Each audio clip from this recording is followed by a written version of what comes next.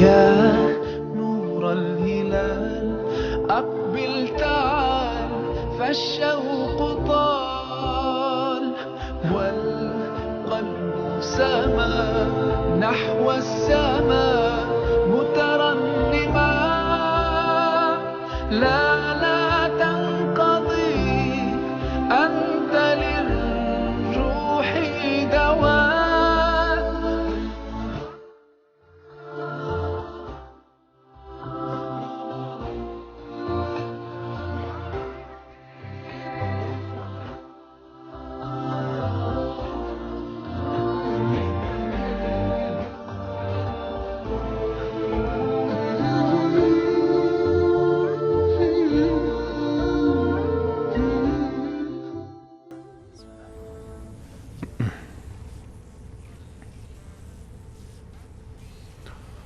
بسم الله الرحمن الرحیم. اللهم صل علی محمد وعلى آل محمد كما صليت على ابراهیم وعلى آل ابراهیم انك حمید مجید و بارک علی محمد وعلى آل محمد كما باركت على ابراهیم وعلى آل ابراهیم انك حمید مجید. عرض سلام دارم و دنیایی از ادب و احترام خدمت همه شما روزداران عزیز و ارجمند.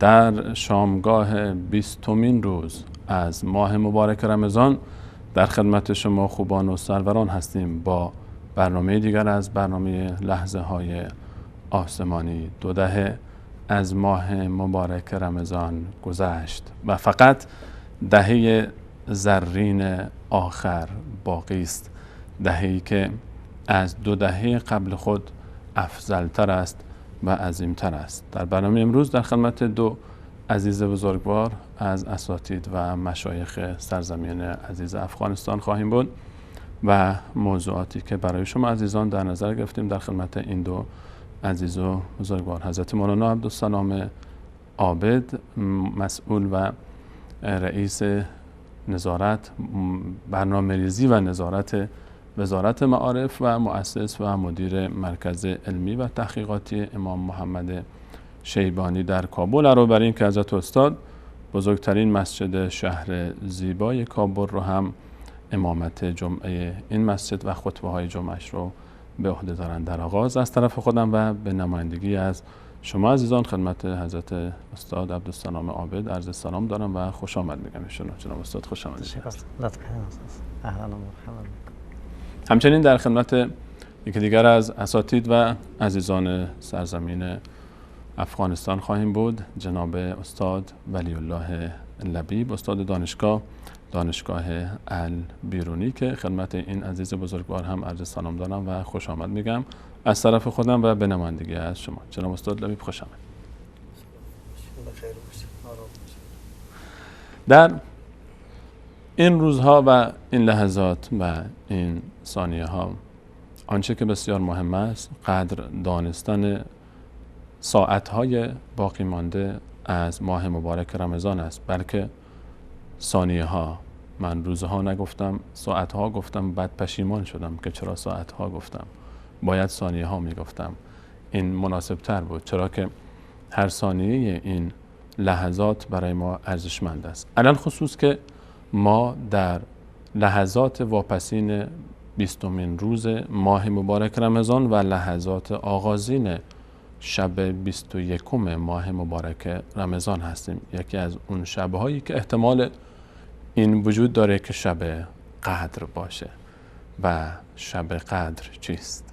از استاد عبدالسلام عابد درباره فضیلت شب قدر خواهیم شنید تا انشاءالله بعد از اون باز بحث موضوع برنامه بپردازیم. حضرت استاد اگر برای ما و بینندگان عزیز درباره شب قدر مقداری روشنی میانداختید.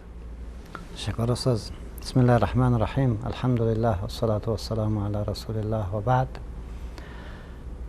استاد، پروردگار ما ذات مهربانی است و مشفق و مهربان است بر بالای ما و شما. گاهی میبینیم که در یک مکان چنان خیر را و تبرک را قرار میدهد که هرگاه ما در اون مکان داخل شویم طبیعتا رابطه ما با خالق ما تنظیم میشود و تشویق میشیم به عمل صالح. مثل در مسجد حرام داخل میشیم یا در حرم مدنی داخل میشیم یا در هر مسجد دیگری داخل میشیم. کاملا فضا فرق میکنه و ما را به طرف خیر دعوت میکنه و خیر را به ما آسان میکنه. گاهی پروردگار ما در بعض از مجالس انسانهای صالح چنین برکت را میگذارد که هرگاه ما با آنها باشیم، در مجلسش باشیم، رابطه ما بسیار مقبول میشه با خالق ما و زیباتر میشود و عمل خیر بر ما آسان میشود. و گاهی پروردگار ما در یک زمان این خیر را میگذارد و هرگاه او زمان بیاد طبیعتا رابطه ها مقبول شده میره و زیبا شده میره. یکی از او زمانه ها در مجموعش ماه مبارک رمضان است. بعد در رمضان هم باز میبینیم که رحمت و مغفرت و عتق من النار. و در ده اخیر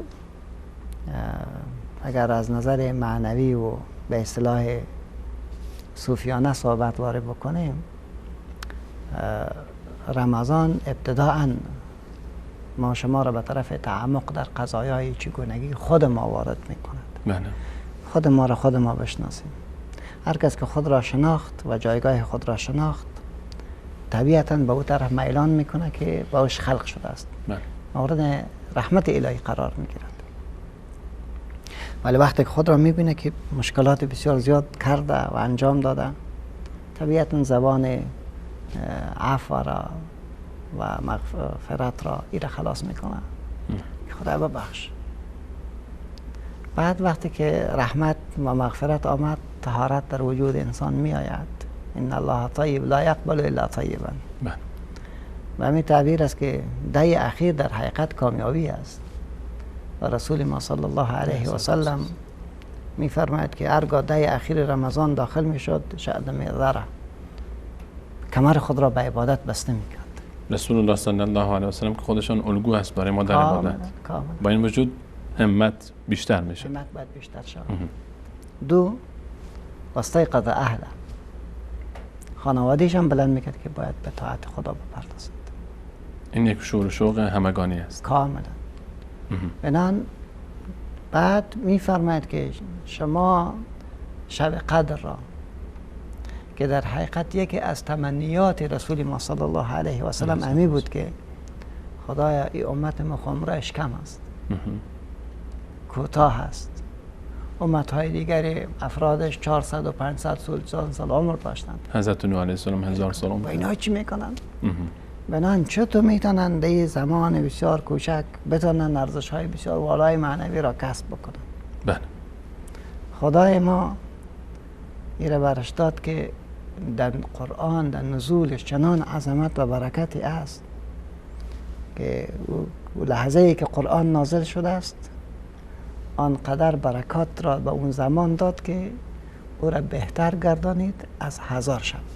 یعنی یک شب قدر مساوی است عبادتش با 1000 شب. ببینید 1000 ماه. 1000 ماه. بله. 1000 ماه 1000 شهر که 84 در حدود 84 سال می شود. یعنی یک شب عبادت کردن ثواب 84 سال عبادت کردن. عبادت را میگیرد. و این 84 سال تحدید نیست استاد. این تأکید است. یعنی رمزای قرآن در خودش است. بله. عرف اینطور است. 100 70 میگیم. برای کثرت استفاده. برای کثرت. بله. ولی قرآن هر چیزش اختصاصی است. اینجا 1000 استعمال میکند. و 1000 هم به معنای تحدید نیست. یعنی بیشتر از این هم هست. بلکه به میلیون ها سال. والله یضاعف لمن یشاء. قطعا همونطور است. زیرا این زمان نصیب کسی که شد در حقیقت کامیاب شد و کسی که او زمان ولو که خرد باشه سبب کامیابی شد برابری نمیتونه با کل عمری که تو قبلا گذاشتندی.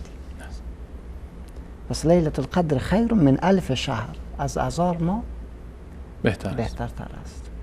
چون عمر ما در این حدود 70 80 است. از کل عمرتان بهترتر است. یک شب 84 سال. شاید خیلی از ما اصلا 84 سال عمر نکنیم. بعد تازه اون 84 سال هم نصفش در کودکی و نصفش در نوجوانی و نصفش در غفلت و 20 سال 30 سالش در خواب و اما این همش عبادت است. بسیار زیبا. ثوابات تعریف می شود و شوق بلند می رود که باید کاملا این استقلال بکنم.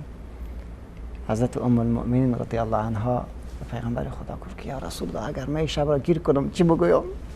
بله.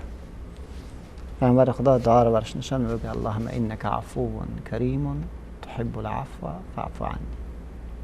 اللهم انک عفو کریم تحب العفو فاعف عنی. معناش پروردگار تو عطا میکنی بدون از اینکه من خواسته باشم، یعنی کرم میره میگوید بله. که یک چیز تو ضرورت داشته باشی نخواهی ولی بر داده شود. بعد با داده شود ولو که من مستحق نیستم به اساس گناه، ولی گناه را برام ببخشی. چرا تو عفو را دوستم داری؟ ببین چون دوستش داری پس یکی از چیزها را بر من نصیب بگو که مرا هم ببخش. پس قضیه خواهد بود که ما این شب را با گفتن کلمات زیبایی که از رسول ما صلی الله علیه و سلم گرفته شده اللهم انک عفو کریم تحب العفو فاعف عنی. این را بار بار بر زبان خود بگوییم، در سجده خود بگوییم، در نشست خود بگوییم، در بلند کردن دعای دست خود بگوییم، به دیگر خود توصیه بکنیم و از عمق بخوایم که خدا ما را مورد عفو قرار بده. آمین. و امیدوار هستیم که خداوند متعال با ما چنین خواهد کرد. انشالله. همونجوری که حضرت استاد فرمودن این شبها رو باید واقعا قدر دانست، قدر بدانیم که یک شبش مصادف هست و برابر میکنه و بلکه افضل است از 84 سال حد اقلش. از اون بالاتر هم که هر چقدر الله تعالی بخواد به ما عطا بکنه عطا خواهد کرد. واقعا در این شبهای پیش رو اگر گذشته رمضان در این 20 روز هر جوری که گذشت به هر حال گذشت، اما این 10 شب را قدر بدانیم. میام برنامه کوتاه میبینیم، برمیگردیم ان شاءالله در خدمت اساتید عزیز و ارجمند خواهیم بود با ادامه مبحث ما.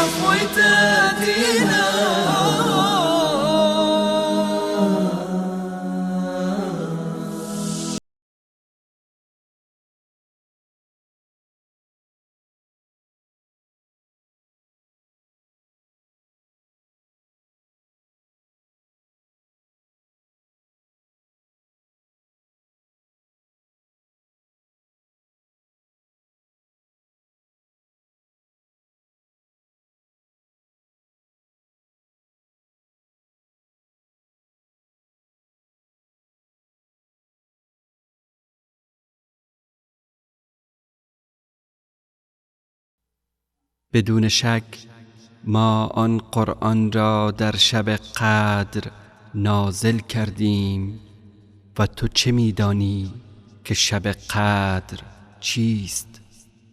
شب قدر از 1000 ماه بهتر است. فرشتگان و جبرئیل در آن شب با اجازه پروردگارشان برای هر گونه کاری نازل می شوند. آن شب شب سلامت و رحمت است تا طلوع صبح.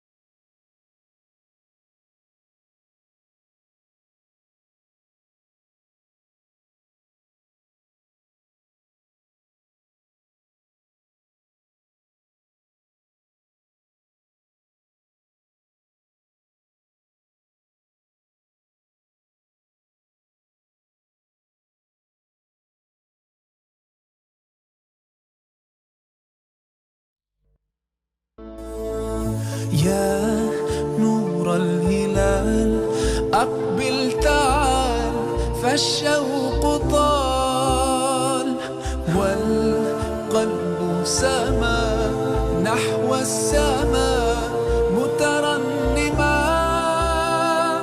لا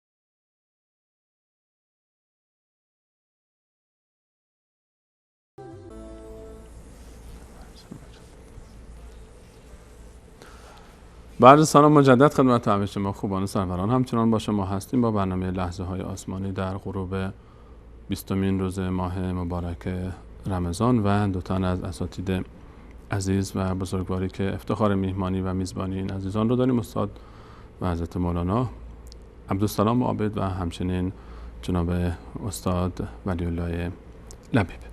در خدمت اساتید هستیم همچنان با موضوعی که در خدمت شما عزیزان مطرح خواهد شد و مرتبط است با موضوعات گذشته ما، فضایی که در اون زندگی میکنیم و اصلا با کل اعتقاد و باور و دین ما. بیشتر از هر کسی این فرصت های رمضان، شبهای قدر و معنا و مفهوم عبادت رو کسانی فهمیدن که در محضر رسول صلی الله علیه و سلم معلم این امت درس گرفتن و نمونه عملی رو مشاهده کردند که چگونه آن حضرت علیه السلام عبادت می‌فرمود و الله تعالی آنها را برای ما الگو قرار داد. صحابه رسول الله صلی الله علیه و سلم. امروز قصد داریم با شما عزیزان در محضر اساتید بزرگوار مقداری درباره رمز موفقیت اصحاب رسول صلی الله علیه و سلم در انتشار اسلام، در نشر اسلام صحبت بکنیم. چگونه بودن اون نسل، چه ویژگی هایی داشتن، چه صفاتی داشتن که اونها رو متمایز کرد از دیگر این امت، با اینکه امکانات اونها به نسبت امکاناتی که الان در اختیار ماست اصلا قابل مقایسه نیست. امکاناتی که ما داریم و آنچه که در زمان اصحاب بزرگوار بود، اما گسترش اسلام و نشر اسلام در زمان آنها هرگز دیگر در زمانهای دیگه مشاهده نشد. نکات تفاوت کجاست؟ امروز میخوایم در محضر اساتید در این باب صحبت بکنیم که ببینیم ما چه کم داریم و دنبال چه باید بگردیم و چگونه میتونیم که خود رو احیا بکنیم با رنگ پذیری از الگوهای ایمان صحابه رسول صلی الله علیه و سلم. در آغاز اگر اجازه بدید در خدمت استاد لبیب باشیم. جناب استاد، اگر درباره صحابه، طبیعتاً به هر حال وقتی صحبت از صحابه میشه هر کسی یک برداشتی داره از صحابی، اگر صحابه رو معرفی بکنید مختصراً برای ما و بینندگان عزیز. بسم الله الرحمن الرحیم، الحمدلله و الصلاة و السلام علی رسول الله و بعد. بسیار خوشحال هستیم که در تلویزیونی که رساندن حق نامش است، وصل حق است، پروردگار شما را به این آرمان برسانم. دیگه اولین برنامه است که ما در اینجا داریم، گرچه مریض هم هستیم، خب انشاءالله حتما عفو خواهد کردین ما را. دیگه سلام بر شما، بر جناب شیخ صاحب بزرگوار، بر سایر همکاران و بیننده هایتان. السلام علیکم و رحمت الله و برکاته. علیکم السلام و رحمت الله. قبل از اینکه شامل بحثی که شما سوال نمودید به گونه تتمه به صحبت‌های دوست عزیز ما در رابطه به قدر، دو سه کلمه را در چند ثانیه و یک دقیقه انشاءالله میگیریم وقتتان را در رابطه به فضیلت رمضان یا شبای قدر. اسلام دینش تنها شعار نیست، اسلام دین عمل است. الله جل عظمته این امت را خیر معرفی کرده. معنای خیر معنای لغوی زیاد است، خو سرش نمیپیچیم. به می اساس چند خیر اینجا جمع کرده. از در بین روزها یا در بین ماها بهترین ماه خیر ما رمضان است. و این رمضان مبارک بنابر قول صحیح از خصوصیت های این امت است. گرچه نظر دیگه هم است که الله میگه یا ایها الذین آمنوا کتب علیکم الصیام کما کتب علی الذین من قبلکم. این وجه تشبیه چیست؟ آیا این ما هست؟ ولی نظر قوی اهل تحقیق هم است که صرف در فرضیت تشبیه است، در خود فرضیت حکم روزه. بله تشبیه در امین جاست، در خود عبادت است. بله که فرض سر از اونام روزه بود، سر ما. بله. این رمضان مبارک در بین ماها بهترین ماه. پیامبران همشان برتر، ولی برتر افضل رسول رسول الله صلی الله علیه و سلم. ملائکه همه معصوم، برترشان جبرئیل.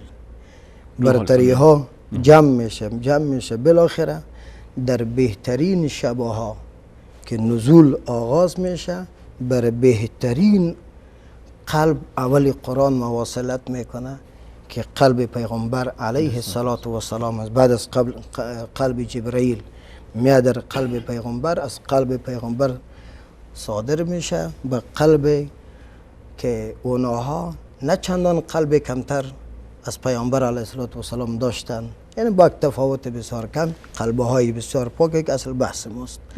بناهن این بزرگترین عظمت و بزرگی است که بر ازی امت داده شده و یک کرم است.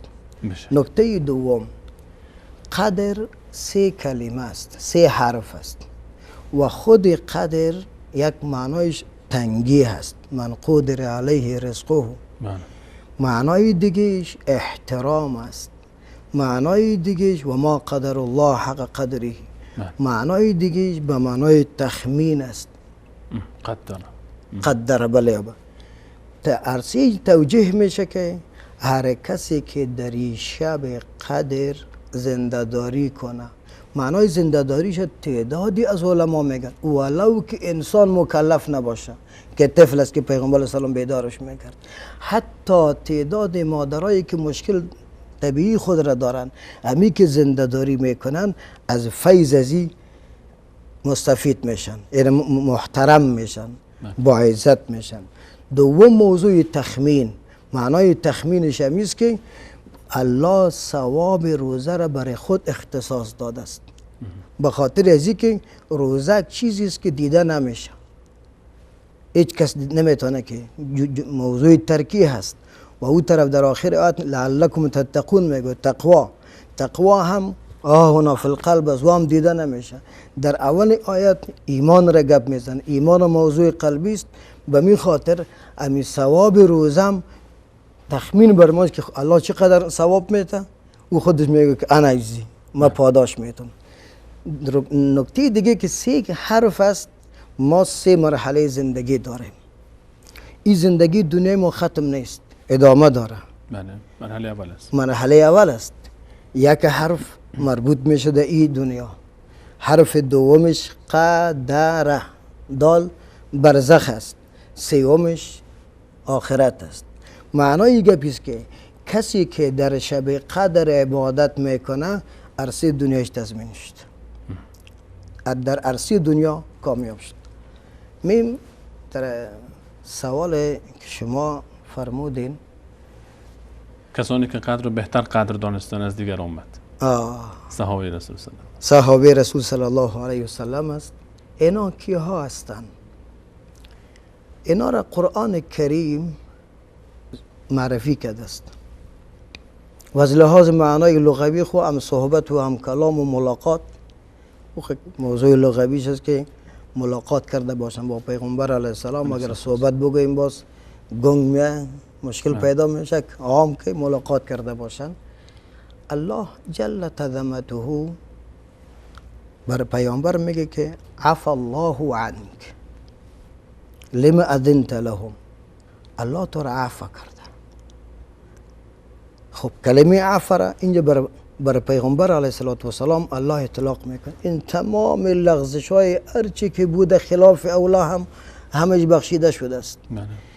این لفظ را الله جل عظمته بر صحابه اطلاق میکنه. عفا الله عنهم. با تعبیر دیگر ولقد عفا الله عنکم. بله، اینجا لام قد آمده است، تاکیدش آمده است.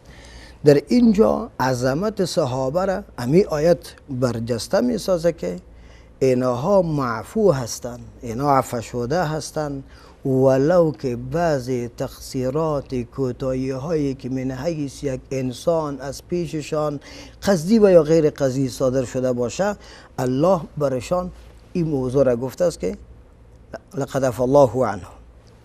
این طرف میمیم که موضوع رضایت است. بر پیامبر علیه السلام چی میگه؟ والضحى واللیل اذا سجى ما ودعك ربك و ما قلى. با میگه ولسوف یعطیک ربک فترضی. در آخر سوره موسی علیه السلام در کوی تور میره، میگه چرا تو به عجله آمدی؟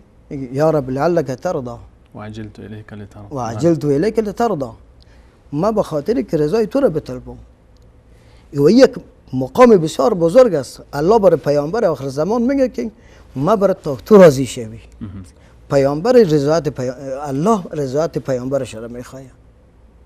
ولی این لقب بر صحابه چی رضی الله عنهم و رضوا دو کلمه برش میگه.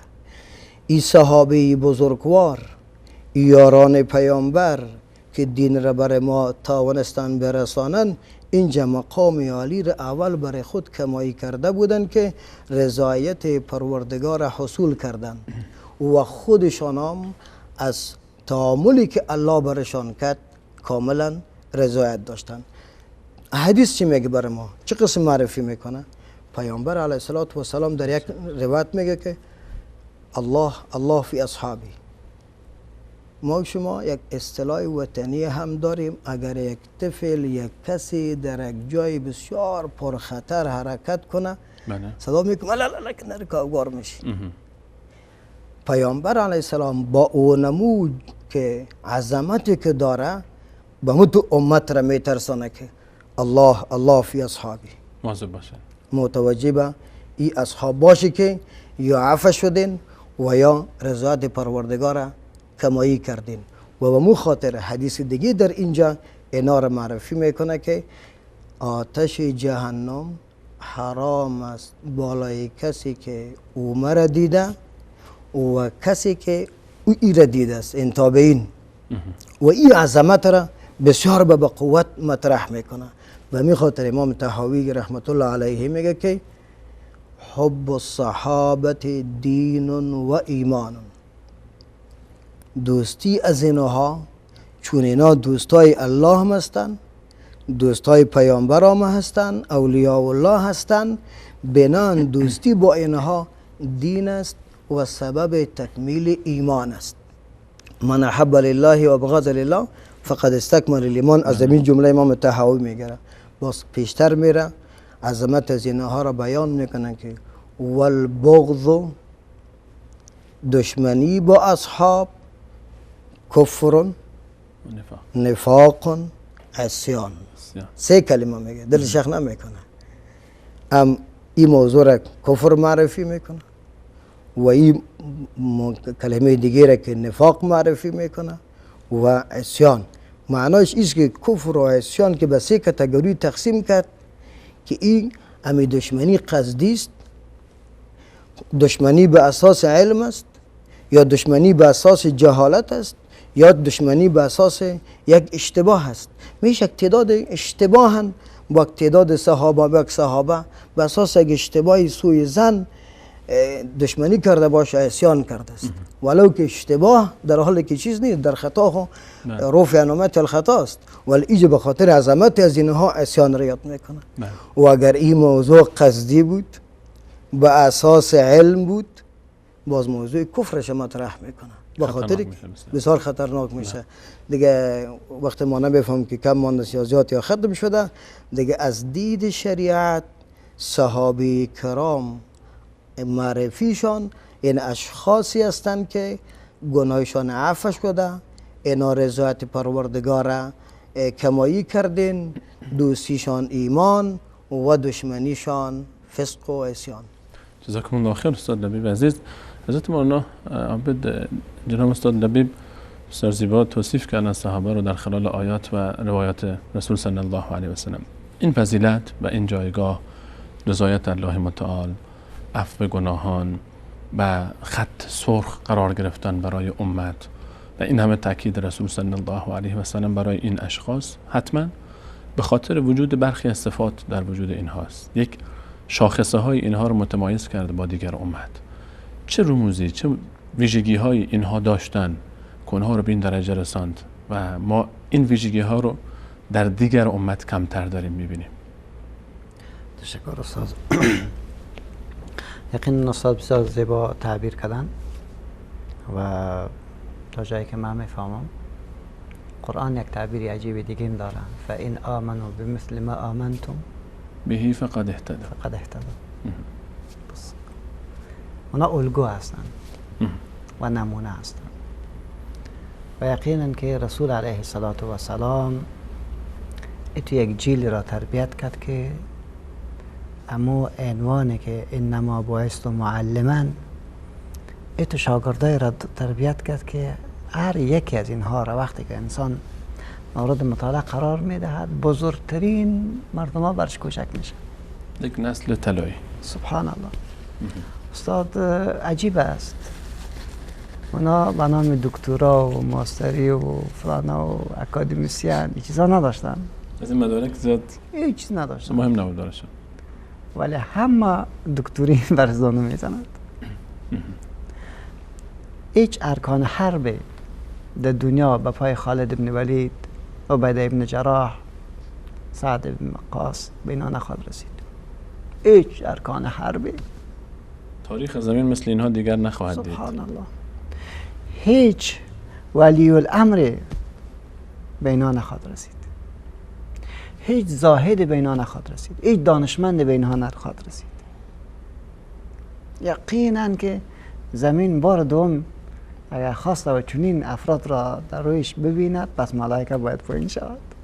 هیچ مادری قادر نخواهد بود مانند اینها بزاید. امکان ندارد. و این کلش تربیت رسول ما صلی الله علیه و سلم کلش است. صحابه کرام زیاد صفات داشتن ولی اگر مختصر سرش بیایم چند تایی. بله تعبیر آب دریا گر نتوان کشید هم به قدر تشنگی باید چشید. در این فرصت که یقینا فرصت از این گلستان محمدی علیه السلام هرگز نخواهیم توانست که همه را ذکر بکنیم. چند گلی برای خوشبو کردن محفلمان فقط. من اول صفاتشان ایمان عمیق بود. آنچه که آیه به اون اشاره فرمود. چیزی که قرآن او اشاره میکنه. ایمان محکم راستین. یعنی معنای لغوی ایمان را که تحقیق بکنیم به معنای واقعی در اونها بود. اونها وقتی که میگفتن ایمان یعنی اگه میخوایم ایمان رو تعریف بکنیم یعنی صحابه. یعنی صحابه. بهترین تعریف برای ایمان صحابه است. سبحان الله. اصلا در این نمی اندیشیدن که در قول پیغمبر علیه السلام و در تعبیرات قرآنی جمله دیگر جای بدهد، تصویر دیگر جای بدهد، فکر دیگر سرش بحث بکنه. اصلا میگه نیست، دیگه چیزی نیست، به معنای اصلا معدوم میشمردن. این فکر بکنین که در جبهه که میرفتن چه رقم میرفتن. حضرت ابو ایوب انصاری که وفات میکنه وصیت میگه جسد ما را در قسطنطنیه دفن کنین، زیرا من میفهم که اجاره صحابه اجاره فتح میکنه مسلمان. چرا پیغمبر گفتن اونجا دفنش بکنه. در تمام شون به وعده هایی که پیغمبر علیه السلام برشان گفته بودند رو باور داشتن، به اندازه قوی بودن که حضرت عثمان رضی الله عنه به حضرت عبدالله بن مسعود چیز تحفه رایی میکنه، میگه مریض هستی دکتر برام. گفت نه من به دکتر ضرورت ندارم.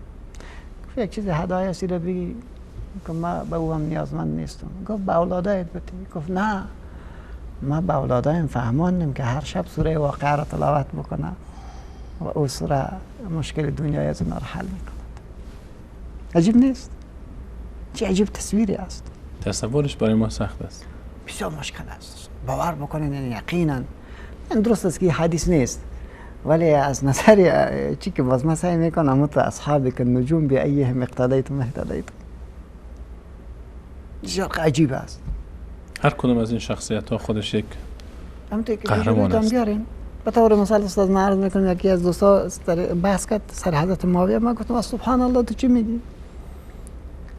معاویه رضی الله عنه که تو سرش نقد میکنی 3000 کشتیش با مجاهدین مسلح در این بحر سرخ بود. جزیه میگرفت از دیگران، حالا تو جزیه میدی. تو جزیه میدی، او جزیه میگرفت از پیشت. تو چاپلوسی میکنی، او برش اجازه نمیداد که در حریمش داخل شود. ببین تفاوت ز کجا تا به کجاست. عجیب است نه؟ عجیب است. استاد اونا ایمان عمیق داشتن. یکی از صفات عمده ایشان همین بود. دشمن رو اصلا نمیخرید، ارزش هم برش نداشت. واقعا ایره میفهمید که آسمان، زمین و کلش ملکت خدا هست و ما را الله برای امتحان آفریده است تا دین را نشر بکنه. دیگه گپ نبود. از این خاطر مکلفیت خود را میدانست که خدا از من پرسان میکنه که چرا این دین نشر نکردی. این را پرسان میکنه. به این باور داشتن. از این خاطر نمازهای کعبه را ترک کردن، الا کردن، مسجد نبوی را ترک کردن و رفتن در دنیا دید شدن. این نکته که شما اشاره کردید از استاد بسیار مهم است. فرمودید که اونها این احساس رو با تمام وجود درک میکردن که وظیفه من نشر اسلام هست. یعنی هر صحابی به تنهایی این رو وظیفه خود میدانست و الان من مسلمان احساس میکنم که نشر اسلام وظیفه ملا هست و استاد دانشگاه هست و دعوتگر و جماعت تبلیغی هست و من وظیفه ندارم. من فقط وظیفه من این هست که خودم برای خودم فقط، حتی به اعضای خانواده هم میگن آقا فلانی چرا نماز نمیخونه، پسرت مادر، میگن هر کسی در قبر خودش میگذارن. چطور این احساس در وجود ما میاد؟ چطور این احساس رو تقویت کنیم؟ پس باز ببینیم که امو پرسان الهی، اعتقاد و باور عمیق که روز حشر است. یحشر الناس حفاتا عراتا غرلا. به باور داشتن، سخت باور داشتن، نمیتونستن در رابطه به هیچی بکنن. اصلا قبول نمیکنن که کمکی که مسئله سوال جواب چطور است. سخت باور بی داشتن. دو، اونا خیلی خوب دین فهمیده بودن. فهم صحیح از دین اونا داشتن. بهترین فهم. میتونستن اولویت بندی کنن. ما امروز با نام فقه اولویات میگیم. خیلی خوبی رو یاد داشتن و دقیق تر بودن در این قضیه. آنچه که برش مهم بود از هم جدایش میکرد. 3، اونا خوب عامل بودن با آنچه که میدانستن. سخت پابند بودن. یعنی فقط فهم و علم نبود، علم همراه با عمل. کاملا. ما الان خیلی چیزها رو میدانیم اما در عمل ما هیچ نمادی از اون مشاهده نمیشه. اونا سخت عامل بودن. 4، انتقال ارزش‌های اسلامی را به دیگران بسیار خوب یاد داشتن. یعنی چی؟ یعنی به طور مثال یک قصه کنم استاد. یکی از تابعین میگه که در مسجد سوریه آمدم، دمشق. مردم جمع شدن نزد یک جوان. بیروبار از سرش. من گفتم چی گپ است؟ این نفر کی است که مردم گردش گرفته؟ گفت صحابی رسول الله هست. حضرت معاذ است. کوشش کردم که نزدیک شوم، بیروبار بود. گفتم که انشالله صبح که وقتی را گیری میکنم. صبح به نماز از همه کده قصد کرده بودیم که من باید اولین کسی باشم که در مسجد دمشق داخل میشم. که داخل شدم که از می پیش آمده معاذ، حضرت معاذ عامل بودن. بله. از من پیش آمد گفت ای تو از پیش رویش آمدم و سلام عرض کردم. بعد برش گفتم که تو را دوست دارم. گفت آدمی پیرانم گرفت کشم کرد که تو را به الله سوگند میتونم که تو مرا به خاطر خدا دوست داری؟ من گفتم بله تو را به خاطر خدا دوست دارم. گفت مبارکت باشه که پیامبر خدا علیه السلام فرمود که وجبت محبتی للمتحابین فیه والمتجالسین فیه. داخل برش میگه واجب شده محبتتون برای کسایی که منو دوست دارن. سبحان الله. شما میبینین که در آنن چطور انتقال میده مفاهیم را، چقدر تشویق میکنه، چقدر فرصت برش میده. سبحان الله. ما مثلا جریان مصعب و تحول مدینه قبل از دخول رسول صلی الله علیه و سلم و فراهم شدن بستر و ایمان سعد بن معاذ و سید بن حضیر از کبار انصار به دست مصعب زیباروی مکی که مهاجر شده بود با اون ادبیاتش که قبل از اینکه رسول صلی الله علیه و سلم وارد مدینه بشن اولین سفیر اسلام مصعب آمد و آماده کرد بستر برای هجرت. 90% مساعد کرد. در خانه مردم دین داخل کرد. هم ایمان بود، هم فهم درست از دین بود و هم عمل متواصل بود. عمل داشت مصعب و هم ادبیات زیبای انتقال. خیلی نکات بسیار مهمی رو اشاره فرمودید حضرت استاد. جناب استاد لبیب، جناب مولانا حضرت مولانا اشاره کردن به نکاتی که حقیقتش هر کدوم از اینها یک برنامه خاص نیاز داره اگر ما بخوایم صحبت بکنیم. همونطور که خودشون فرمودن فقط ما فهرستوار نمونه‌های رو ذکر میکنیم. یکی از مواردی که ما در مقایسه با صحابه خیلی احساس میکنیم که ما نسبت به اونها ضعف داریم، امت اسلامی قاطبتاً، موضوع بحث ارتباط با الله تعالی است و آنچه که استادم اشاره کردن که در عمق ایمان اونها مشاهده میشد و در عمل اونها، یا به تعبیر ساده‌تر آنچه که ما رو تزکیه مینامیم. اگر در این باب از اصحاب برای ما بگید، از الگوهای ما و چطور ما میتونیم مثل اونها باشیم؟ اولی که در این رابطه ما باید وارد قرآن کریم شویم که قرآن کریم در این مورد چی میگه؟ اذهب الى فرعون انه طغى. خطاب به موسی علیه السلام. انه طغى فقل هل لك الى ان تزكى. اینجا طغیان را صحبت میکنه و او طرف تزکیه را صحبت میکنه. طغا از معنای لغوی که در قرآن کریم کاربرد داره و استعمال شده، قدم خود را از حد گذشتاندن، او طرف ماندن. ما وقتی میگیم رودخانه طغیان کردم یعنی اینکه از اون حد حدود خودش خارج شد. خروج فرعون را از طاعت قرآن کریم در چند کلمه دیگه تعبیر میکنه. بله. یک، در اعتقادیات انا ربکم الاعلا. اعلا عالی هم نمیگه، بالاترین. بله اعلا میگه. یک طغیانش یذبح ابناءهم و یستحیی نساءهم. این طغیان دیگهش کشتن فرزندان و خانم و نگه داشتن زن. یستضعف طائفة منهم، بخش استعماریش که مردم را میخواست مستعمره جور شوه، برده و غلام به او باشن، مردم غلام به اوجا باشن. و یستضعف طائفة و آیت دیگه هم است که احزاب جور کرد، مردم را متشتت ساخت که مردم در بین خود مصروف باشن. خب فرعون در بخش اداری فاسدترین نظام داشت که دشانه های مردم خود را حمل میکرد و هر کسی که اندکترین ضعف نشان میداد اعدام میشد. در بخش اداری متعصب ترین شخص بود، تعصب بسیار زیاد داشت. در ساختار خود نظام تنها سر بقای خود گپ داشت، تنها سر بقای خود گپ داشت. به مخاطر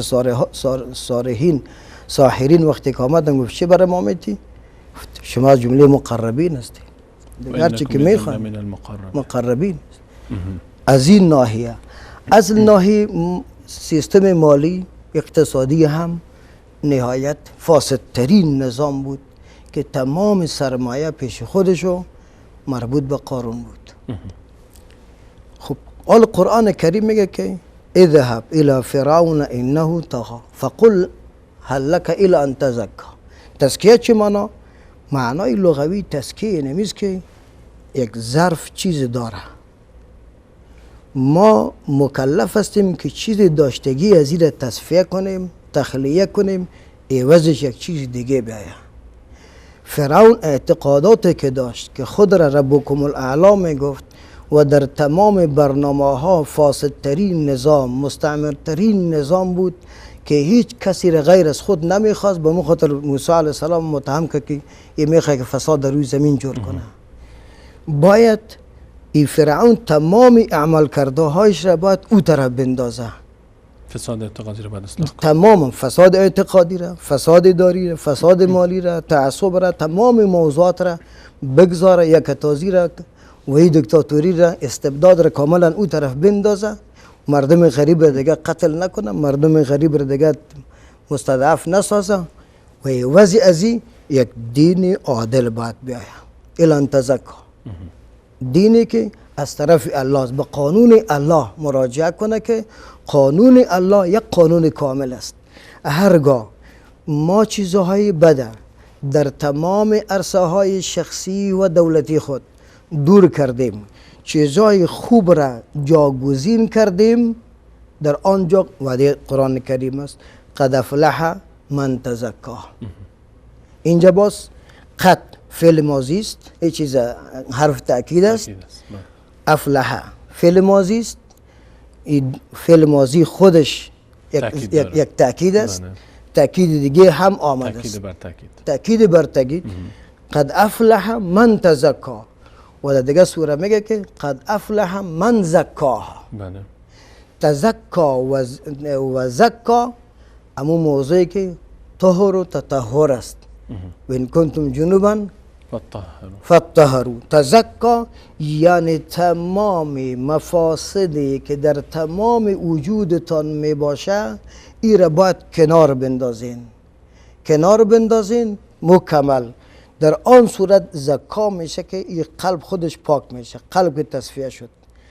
مطابق به اینمی آیات مبارک صحابه کرام عمل کردن و تزکیه شد. آمدن از پیامبر علیه السلام سوال کردن، سوالای مختلف، و مجردی که مطلب را فهمیدن، مثلا میگه 5 دانه خانم دارم، میگه که به تو 5 تا جواز نداره، عاجله که اعلام میکنه. همون لحظه دیگه گپ نیست.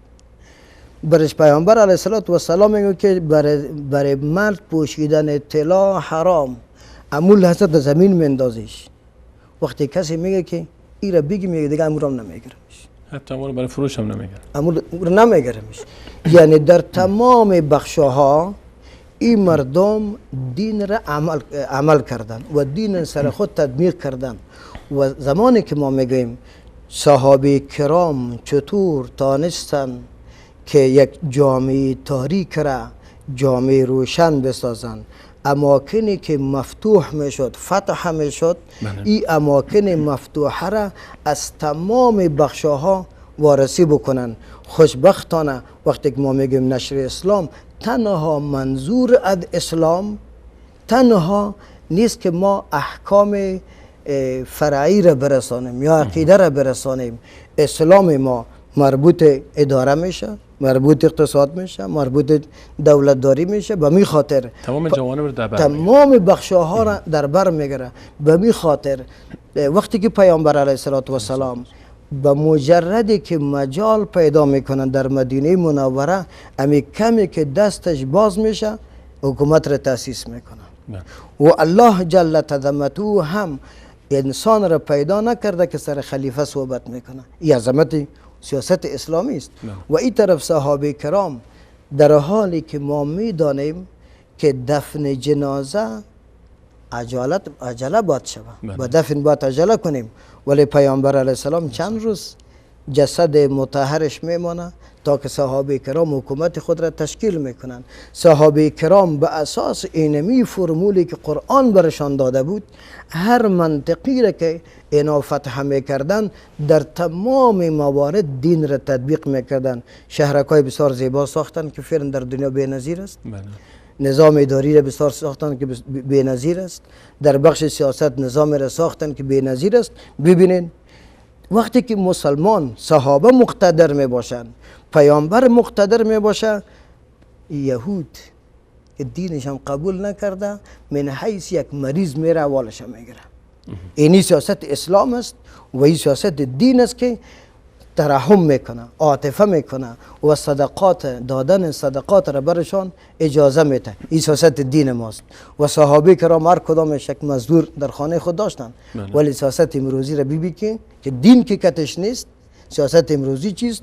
قتل، کشتن، توطئه، تفرق، گرفتن نان مردم، گرفتن عزت مردم، گرفتن شرف مردم. این سیاستی که از اسلام دور باشه، این نتیجه است که ما را در بین خانه خود ما نمیمانند، در خانه خود ما را نمیمانند.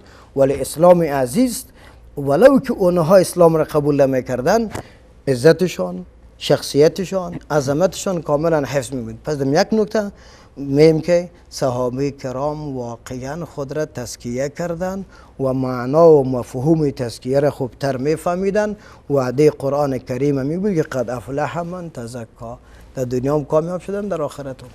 جزاکم الله خیر. و یقینا هم کمی گونه است استاد که بلکه یکی از اهداف رسالت رسول صلی الله علیه و سلم هم تزکیه صحابه بود و یقینا همین هدف انجام شده است. چرا که الله تعالی فرمود الیوم اکملت لکم دینکم. حضرت استاد عابد، ما 7-8 دقیقه بیشتر هم فرصت نداریم تا پایان برنامه. از خلاصه آنچه که شما و استاد لبیب عزیز فرمودید و صفاتی که به هر حال ما نمونه ای رو فقط شما اشاره فرمودید، شما بزرگواران، ما الان اگر به خود نگاه کنیم و حالت فعلی جامعه خود، با توجه به که جمعیت مسلمان ها الان نسبت به آنچه که در صدر اسلام هست، بالای اینکه درصد به کل دنیا هم بگیریم، ما خیلی زیاد هستیم. ما نزدیک به 2 میلیارد داریم میرسیم. ثروت های دنیا اکثرش دست ماست و جمعیتمون هم قابل ملاحظه است و حتی از بافت جغرافیایی هم ما اگر نگاه بکنیم استراتژیک ترین مناطق دنیا به دست مسلمان هست و حتی در حداقل ادعا هم ما خود رو پیروان همین عزیزانی میدانیم که از اونا داریم صحبت میکنیم. حتی اسمهای اونا رو روی فرزندان خود گذاشتیم. حتی تعصب به خرج میدیم بعضی وقتا به خاطر اینکه اهانت میشه به نام یکی از اینها و چه سر صداها که راه نمیاندازیم.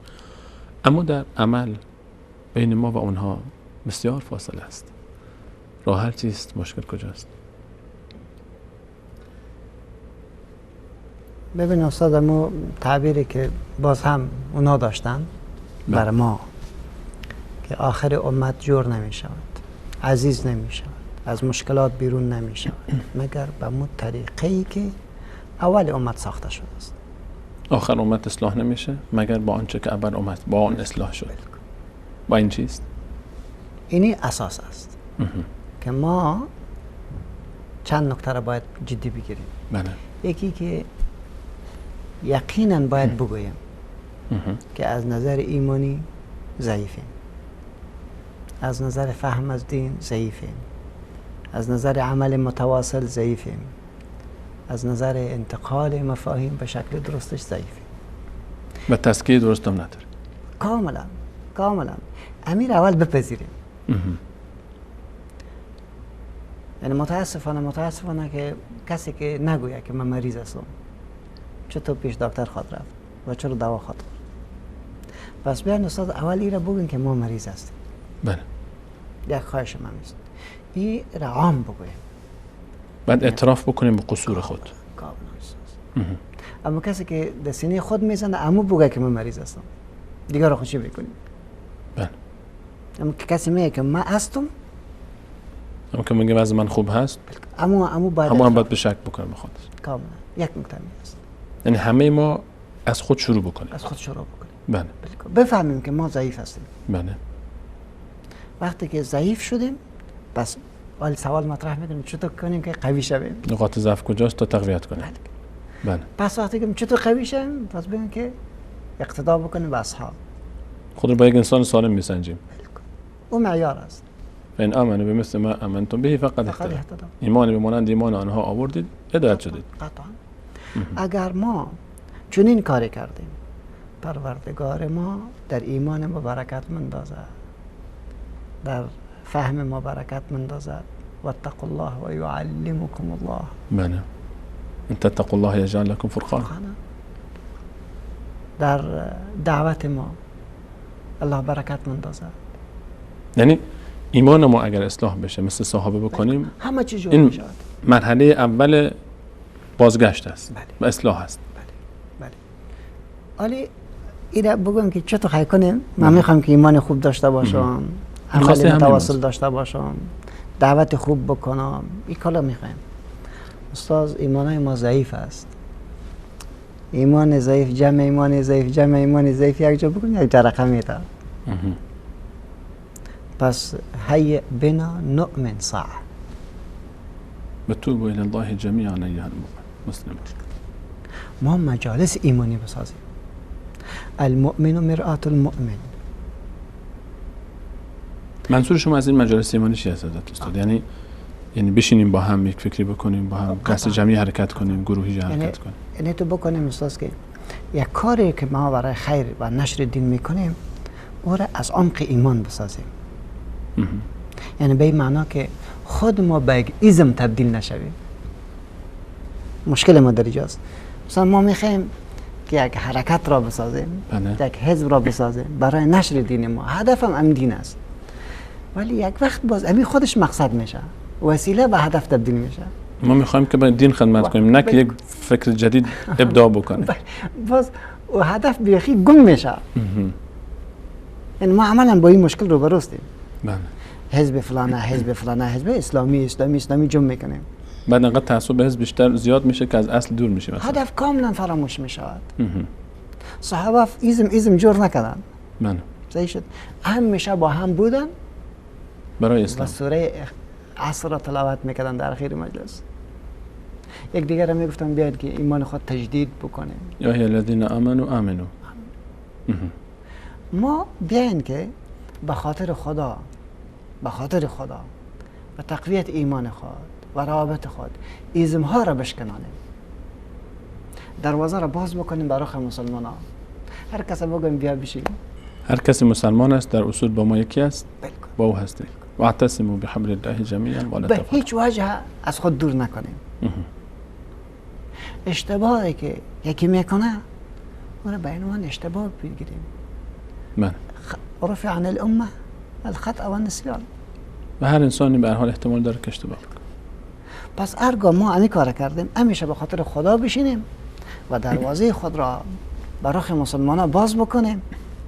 طبیعتا از پیش ما بوی تعصب قومی، نژادی، سمتی، حزبی و مذهبی بیرون می شود. بسیار عالی، بسیار حضرت ممنون. استاد لبیب عزیز، ما 2 دقیقه هم دوست دارم که صحبت شما رو هم در پاسخ و تکمیلی صحبت جناب مولانا بشنویم. شما اشاره فرمودید و حضرت مولانا به رمز موفقیت اونا. آیا این خواست به اون عزیزان بود یا نه؟ برای دیگر امت هم هست. بعضی میگن اونا صحابی بودن، ما حالا کی به اونها میرسیم؟ یا نه، این ضوابطی هست که هر کسی در این مسیر رفت اون نتایج رو خواهد یافت. در 2 دقیقه اگر خلاصه بفرمایید. الله جواب میده که وعد الله الذين آمنوا وعملوا الصالحات لا يستخلفنهم. باز آخر میام تو یعبدوننی ولا یشرکون بی شیئا.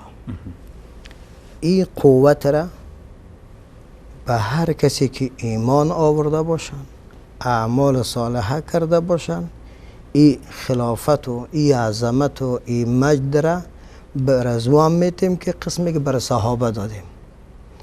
یعنی صحابه رضی الله عنهم قرآن را سر خود حاکم ساختن، الله اینا را سر دنیا حاکم ساخت. امروز ما هم اینمی قرآن موجود است، الله موجود است، احادیث موجود است. اگر ما تمام دین را سر خود حاکم بسازیم، الله ما را سر دیگرها حاکم میسازه و در قرآن کریم هم میگه که یعبدوننی. عبادت 3-4 معنا داره. یک معنایش اطاعت است. و یعنی از ما اطاعت بکنن در تمام امور، بخصوص اینجا امور سیاسی. الله متاسفانه میبینیم که یعنی مسئولین یا زعما 99%ش اینجا اطاعت از الله نیست، اطاعت از غیر الله است و شرک سیاسی داخل شده. ولا یشرکون و قرآن میگه که شرک نبرن. متاسفانه که تعداد شرک سیاسی را مرتکب شدن، در جای قانون پروردگار قانون دیگرها را حاکم ساختن. عوضی که ما سر خود قرآن را حاکم بسازیم، کوشش میکنیم که احادیث را، آیات مبارکه را خود ما تأویل مضمون بکنیم، توجیه های غلط بر نفع خود بکنیم. زمانی که علمای سو امرای حکام سو یک جا شدن، مصیبت به میتر به میان میاد. اگر ما خواسته باشیم که ما عزت ما، مجد ما، بزرگی ما مانند صحابه کرام باشه، این امکان پذیر است که پیشتر جناب استاد بزرگوار آیت مبارک را خواندن، ایمان درست و حاکم بسازیم سر و اتباع از اونها. بله، والذین اتبعوهم بإحسان رضی الله عنهم و رضوا عنه. امور رضایت بر ما میاد. یعنی این رضایت و حکمیت، مجد و عظمت تنها منحصر به اونا نبود. ار کسی که خط مشی شریعت اسلام را در تمام ابعاد تعقیب بکنه، امو عظمت هست. بنانی ممکن است اگر کمی حرکت همت بکنه. تشکر میکنم. بخیر. خیلی ممنونم از هر دو عزیز بزرگوار. وقت برنامه به پایان رسید. در خدمت حضرت مولانا عبدالسلام عابد بودیم و همچنین در خدمت استاد ولی الله لبیب از علما و اندیشمندان و دانشمندان سرزمین افغانستان و استفاده کردیم. تشکر میکنم از حضور هر دو عزیز بزرگوار در این برنامه از طرف خودم و به نمایندگی از بینندگان عزیز.